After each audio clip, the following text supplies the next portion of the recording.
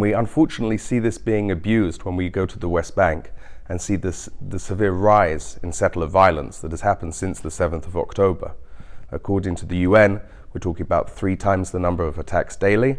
And yes, we're seeing this impact on, regular Palestinian life, whether it be herding cattle or picking olives. The spread of weapons and weapon ownership within Jewish society should really bother everyone within society, because we know that these weapons can fall into the wrong hands in the future. But even worse is that they're finding their way into the hands of some of the most radical settlers in the country, who are using them really to attack Palestinians, especially in agricultural areas of Area C, who are just out to try and make a livelihood from the land. At the same time, we're seeing a conflict that clearly doesn't have a military solution, and any rise in violence or weapons is going to end tragically.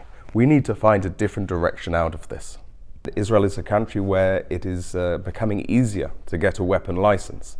But yes, it's becoming much easier, and I see around me, even in the town that I live in, I see friends, men and women, who've decided to purchase a private weapon. Fortunately, settler violence is very much tolerated.